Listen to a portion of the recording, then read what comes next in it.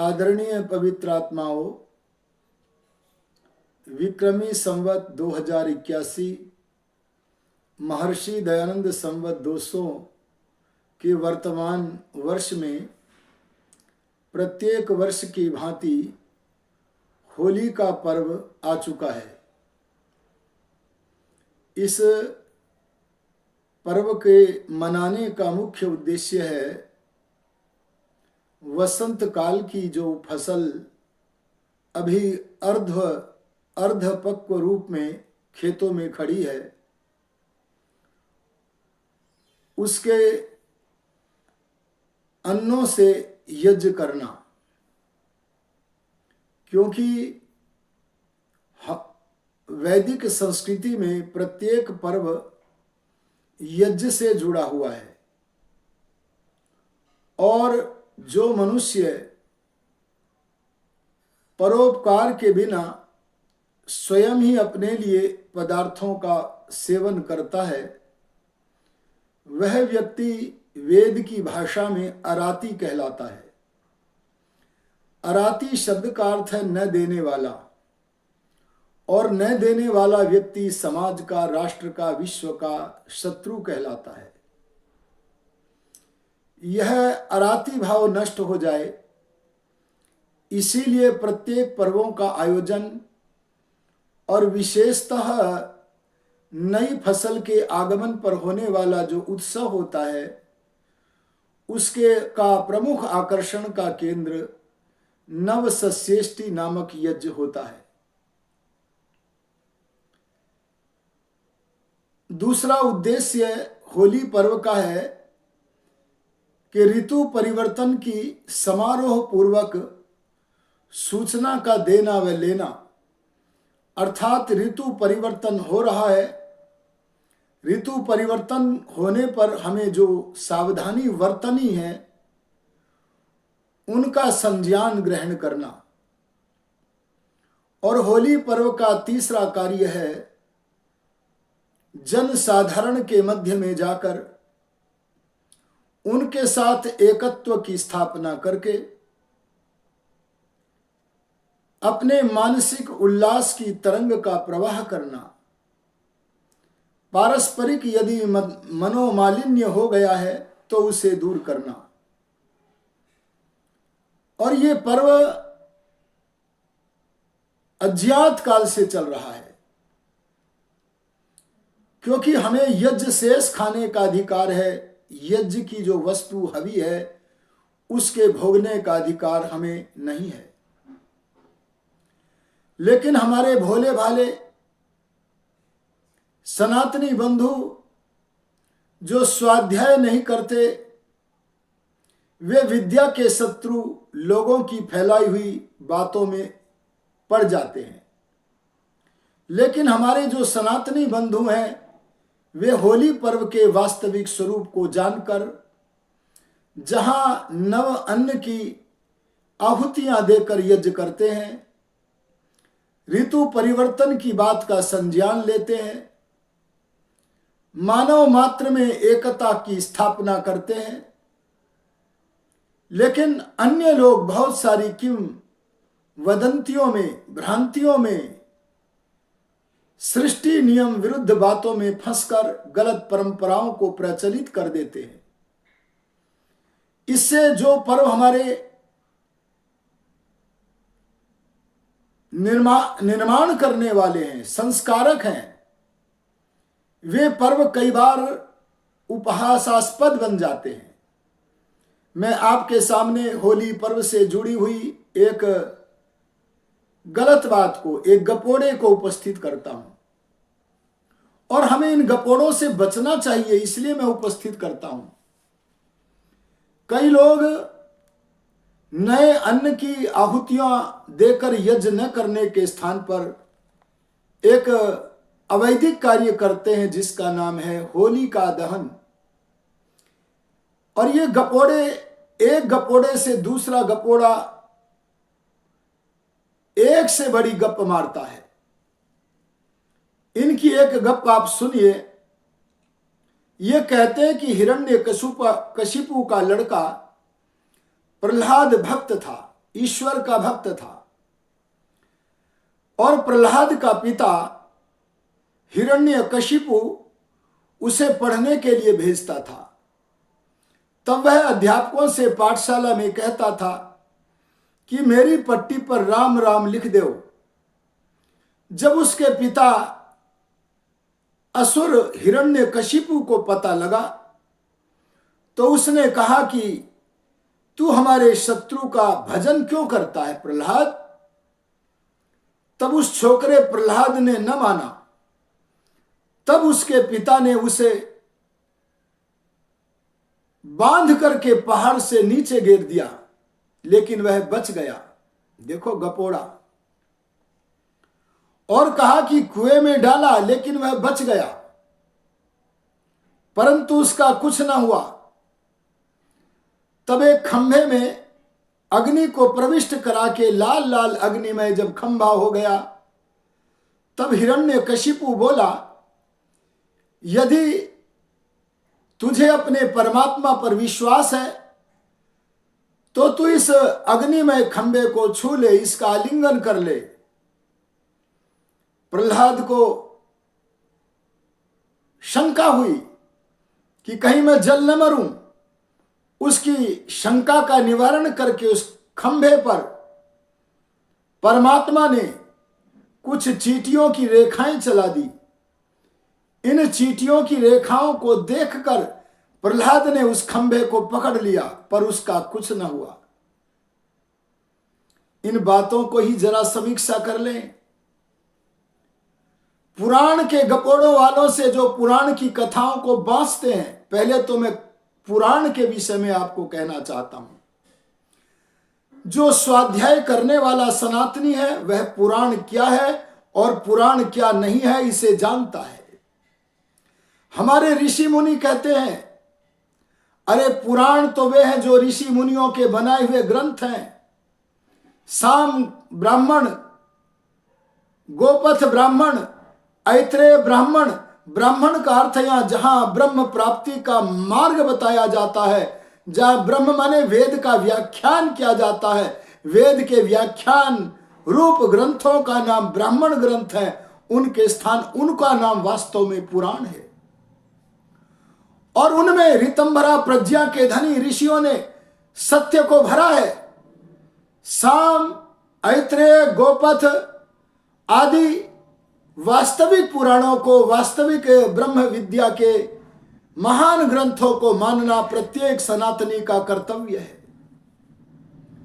लेकिन आधुनिक समय में पुराणों के नाम पर जो गपोड़े बने, देखो महाराजा भोज ने मार्कंडेय पुराण बनाने वाले और पुराण बनाने वाले लोगों के भी हाथों को काट दिया था।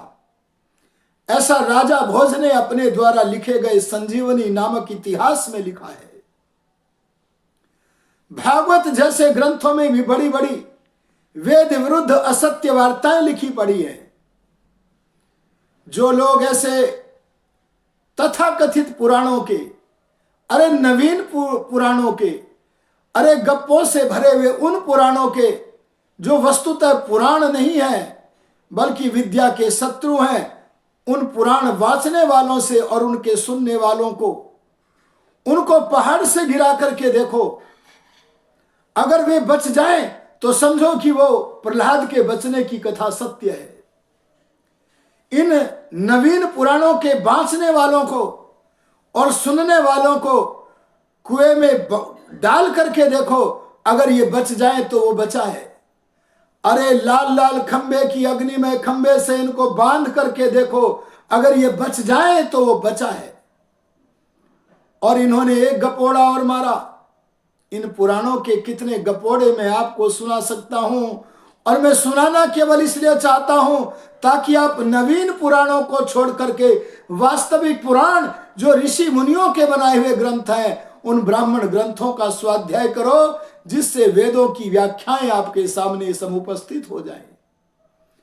आगे गपोड़ा और मारा गया, और वो गपोड़ा इस तरह प्रचलित हुआ, जन साधारण परम धर्म स्वाध्याय का पालन नहीं करता, धर्म शास्त्रों का अध्ययन नहीं करता, इसलिए भ्रांति के कुएं में पड़ जाता है। आगे चल करके एक गपौड़ा और बढ़ाया कि हिरण्यकशिपु ने अपनी बहन का सहारा लिया। उसे एक वरदान मिला हुआ था कि वह अग्नि में यदि प्रविष्ट कर जाए तो अग्नि कुछ नहीं बिगाड़ सकती। इन गपोड़े बाज लोगों पर बोलो, हंसी ना आए तो क्या है? क्या परमात्मा की सृष्टि में परमात्मा के बनाए हुए सृष्टि नियमों का उल्लंघन हो सकता है? अरे क्या अग्नि अपने धर्म उष्णता को छोड़ सकता है? और यदि अग्नि अपने धर्म उष्णता को नहीं छोड़ सकता तो कोई भी क्यों ना हो, अग्नि तो उसे जलाएगा।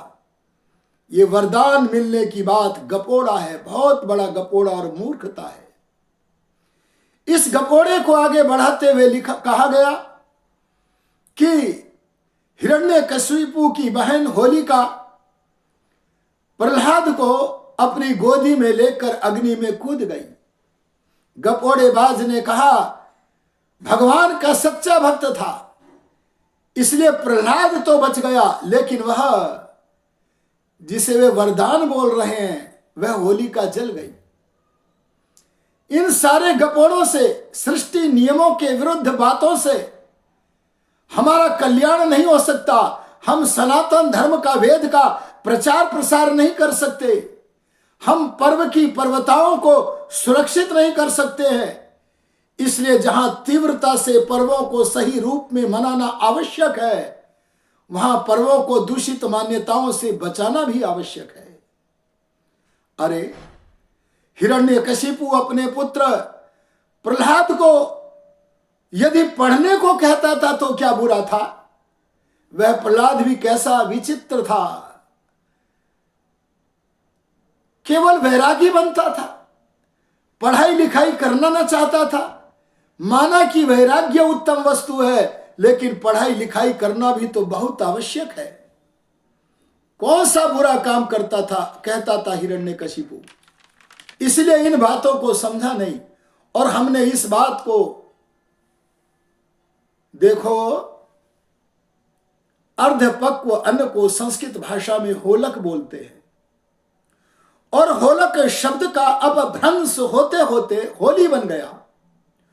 और होली के साथ में होलिका नाम की उस हिरण्यकशिपु की बहन को अज्ञानी लोगों ने जोड़ दिया और हमने होलिका का दहन करना प्रारंभ कर दिया। हमने तो सुना है कि पहले होलिका का पूजन भी करते हैं। अगर उनकी दृष्टि से वह पूज्य है तो उसका दहन नहीं होना चाहिए, और अगर दहन करते हो तो पूजा नहीं होनी चाहिए। ये दो प्रकार की परंपराएं सनातन वेद के अनुकूल परंपरा नहीं हो सकती है। इसलिए इसके शुद्ध स्वरूप को अपने जीवन में स्थान दो, और वह है नई फसल का यज्ञ। उसमें जहां सामग्री और गोघृत हो, जहां नाना प्रकार के पदार्थ हो, वहां नवीन अन्न भी अवश्य होने चाहिए। और उसके बाद होलों को भून करके खाएं, खिलाएं। खाओ और खाने दो ये नहीं, बल्कि खिलाओ और खाओ। इसी का नाम संस्कृति है, इसी का नाम सम्यक निर्माण है। हमारे इन पर्वों के प्रति बड़ी गिद्ध दृष्टि लगी हुई है विधर्मियों की। उनमें से मैं एक नाम लेना चाहूंगा, औरंगजेब को। अरे ऋषि दयानंद जी महाराज तो इन दुष्टों के नाम का संशोधन करके बोलते थे। जैसे उन्होंने एक गलत भाष्यकार, उसका नाम मोक्ष मूलर कह करके संबोधित किया। नाम तो था उस ईसाई का मैक्स मूलर, पर ऋषिवर ने उसे मोक्ष मूलर बोला। ऐसे औरंगजेब को ऋषि धर ने अब रंगजेब बोला। मैं आपसे कहना चाहूंगा, औरंगजेब ने घोषणा की थी कि यहां होलक आदि पर्वों का आयोजन नहीं होगा। दीपावली पर्व को मनाना वर्जित कर दिया था। और अपने यहां उत्तर प्रदेश में, जहां पर योगी आदित्यनाथ इस समय मुख्यमंत्री हैं, वहां के अलीगढ़ नामक क्षेत्र में एक विश्वविद्यालय चलता है जिसका नाम है अलीगढ़ मुस्लिम विश्वविद्यालय। उसके लिए भूमि दान की थी जिसने, वो थे राजा महेंद्र प्रताप सिंह जी, जिनको लोग आर्यन पेशवा के नाम से जानते हैं। वहां पर उसके स्थापना काल 1920 से लेकर आज तक मत मतांतरों के तथाकथित पर्वों का आयोजन तो होता रहा है, भरपूर होता रहा है, लेकिन वहां पर होली दीपावली मनाने के लिए प्रतिबंध था। किसी समय पूछा था महाभारत में कि समय का चक्र की राजा काल को बदलता व काल राजा को बदलता है, तो कहा राजा कालस्य कारणम। अगर राजा सत्यनिष्ठ है तो काल के पहिए को घुमा देता है।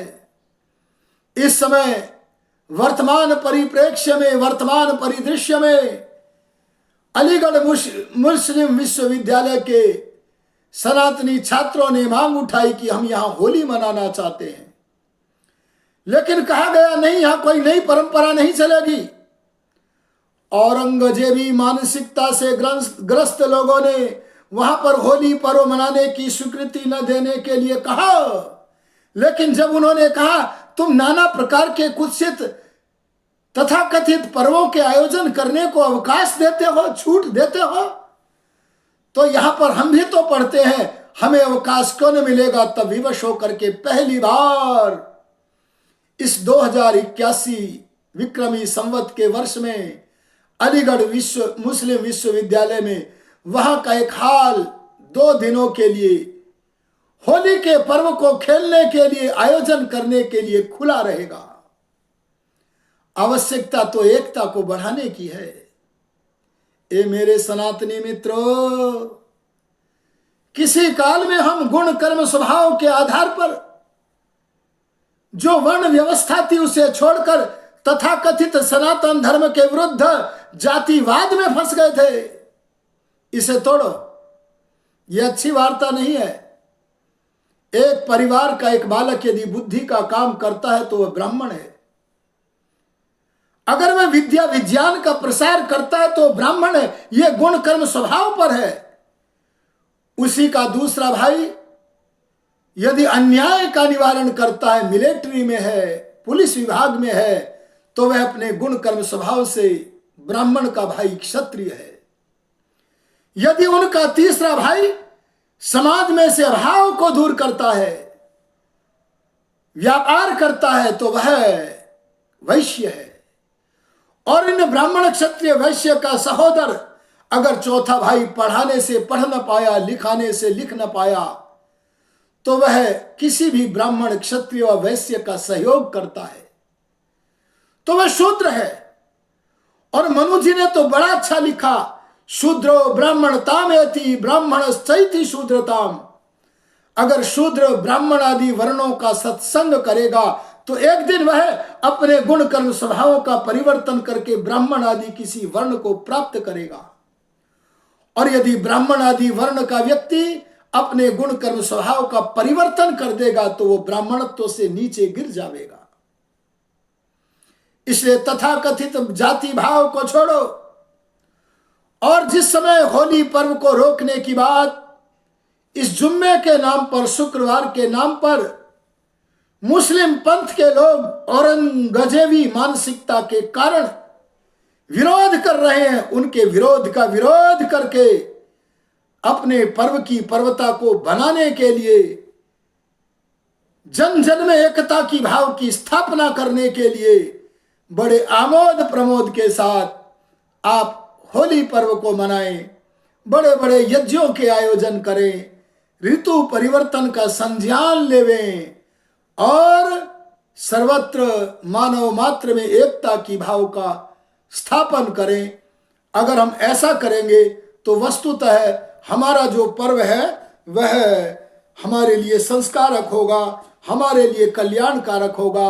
मैं आप सभी को इस वासंती नवसस्येष्टि पर्व होलिकोत्सव की शुभकामनाएं अर्पित करता हुआ इन्हीं शब्दों के साथ अपनी वाणी को विरमित करता हूँ। ओम शम।